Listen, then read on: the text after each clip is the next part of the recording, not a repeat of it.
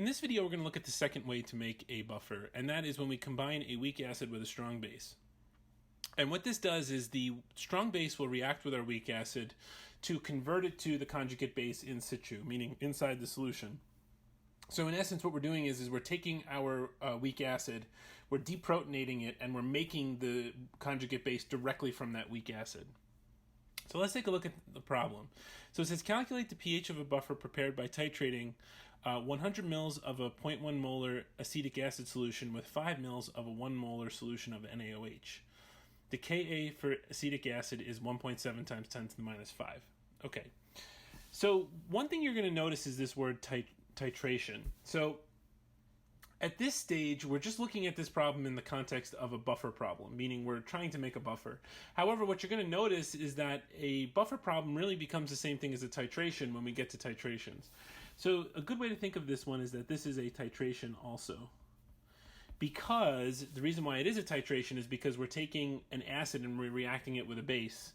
And so whenever you do that, when you take a solution of an acid and a solution of a base and you put them together, that becomes a titration. So this is going to be a very similar setup to what we do in the titration part. But for now, we're just going to look at this in the context of making a buffer.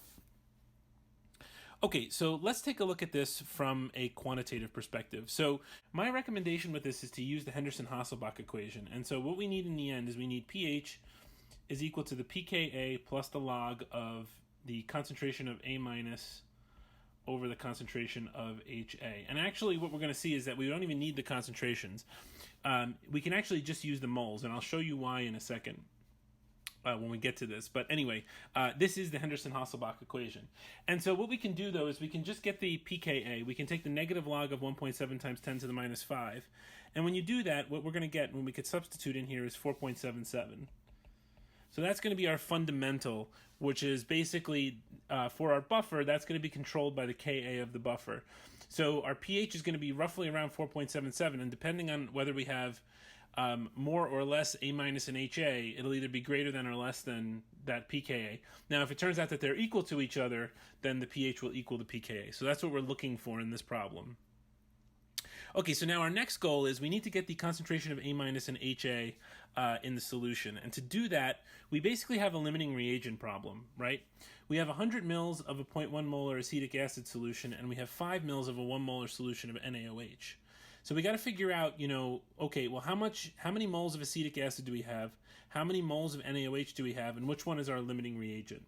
So let's just start by figuring out the number of moles of each of those. So what we've got is we've got 100 mils, so we've got 0.100 liters. It's actually 0.1000 liters. I left out a decimal, a zero there. Liters times 0.10 molar. And this is going to give us 0.010 moles of acetic acid in the solution.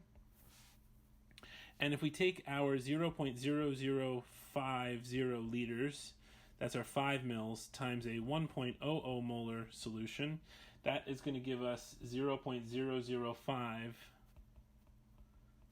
moles of the NaOH. Okay, so now we know how many moles of each of those are there. Now we have to predict what our reaction is going to be. So when we have acetic acid and we have NaOH, they're going to react together. And what we're going to have is we're going to have acetic acid, CH3COOH plus OH minus. I am writing this as the net ionic equation, but you can write it as the full equation if you want. It really doesn't matter. This just makes it look a little cleaner.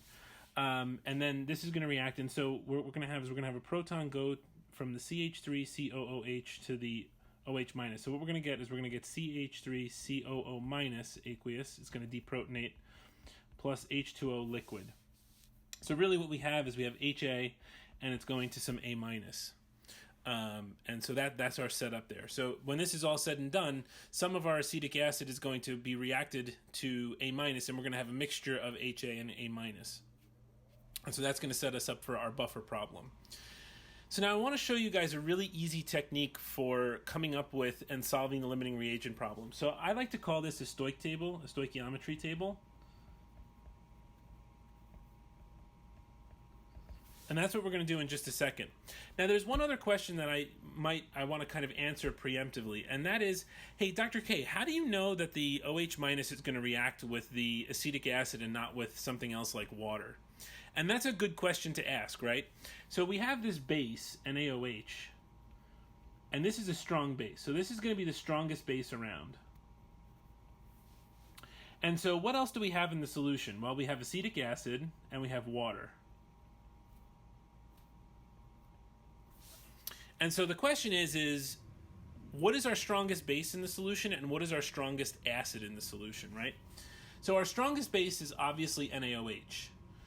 Now, the next question is well, okay, if that's our strongest base, because we know that NaOH is a strong base, then what is our strongest acid in this solution? And it turns out that it's going to be acetic acid.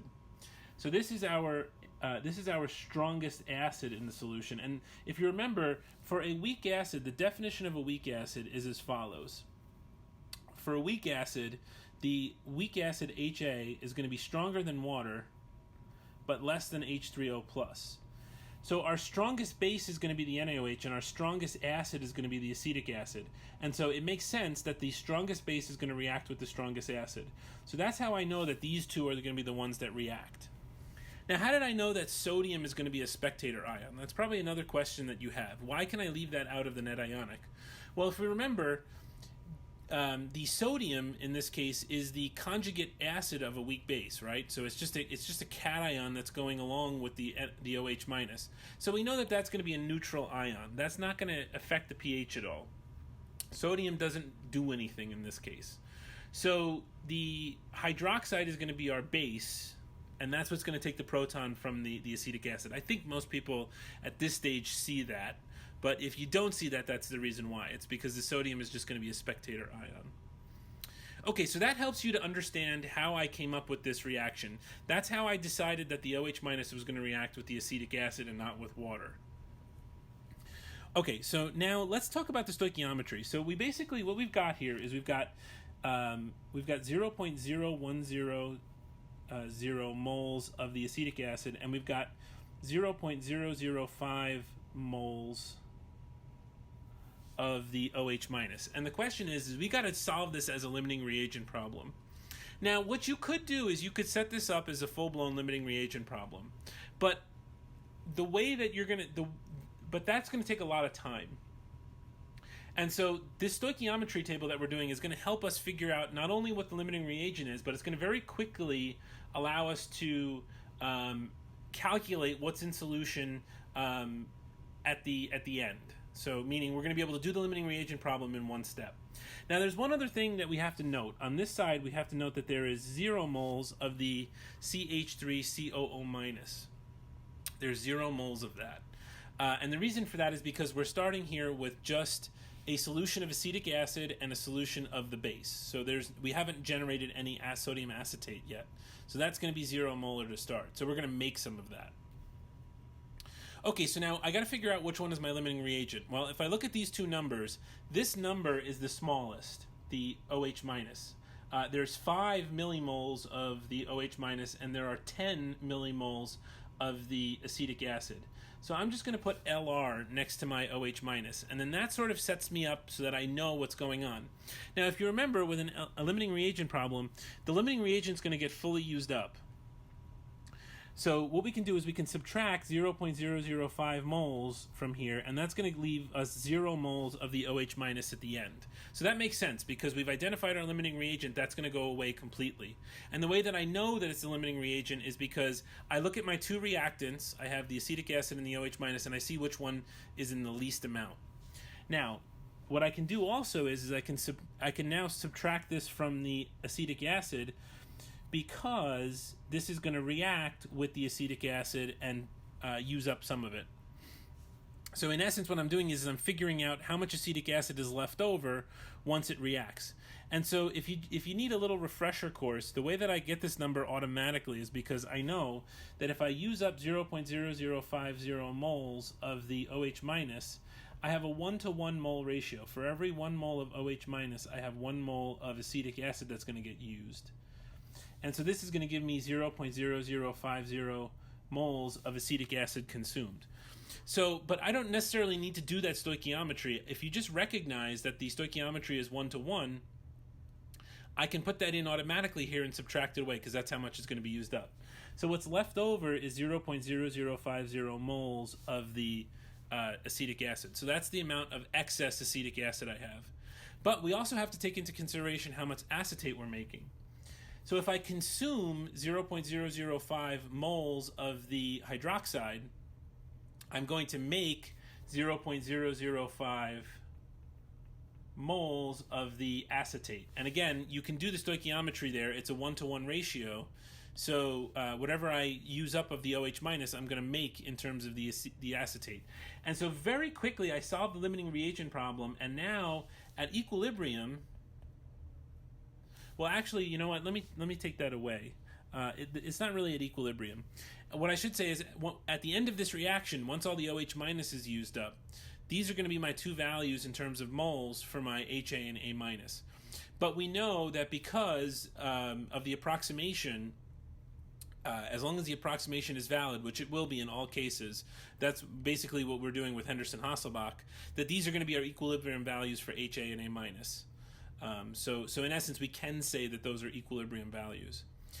And now what you can do is you could calculate these as concentration. So if you wanted to get the concentration for both of these, you can say that the concentration for HA is going to equal the 0.0050 moles divided by the total volume, which is going to be 105 mils, which is 0.105 liters. That's the 100 mils plus the 5 mils gives me 105 mils, which I put on the bottom. And so you could calculate the concentration of HA, and you can calculate the concentration of A minus. But what you're going to notice is that the bottom value of those are going to be the same, right? So because these are both in the same solution, the bottom value of 0.105 liters is going to be the same. So when I plug this into pH is equal to 4.77 plus the log of the A minus, which is 0.0050 moles divided by 0.105 liters, and then if I divide that by the 0.005 moles over 0.105 liters, what winds up happening is because the volumes are the same, and they always will be, right? The A minus and the HA are in the same solution, so they're going to have the same volume.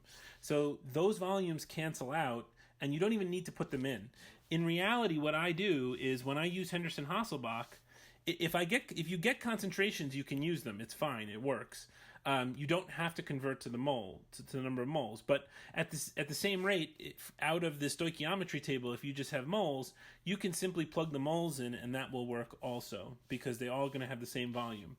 So I'm just pointing that out. So what I would do here is I would just say that there is 0.0050 moles of the A minus divided by 0.0050 moles of the HA. And that's what we get. And so in this case, what we're going to get the log of 1, and this entire thing is going to become 0. So when you plug this into your calculator, you're going to get pH is equal to 4.77, or pH is equal to the pKa. And this is because the concentration of the A minus is equal to the concentration of the HA. It just so happens that in this problem, that's how it worked out. So pH is going to equal 4.77 in this case. So this is how you can use a strong acid to react with. This is how you can use a strong base to react with a weak acid to create some conjugate base and then solve the buffer problem this way. So this is one way of working through a buffer problem.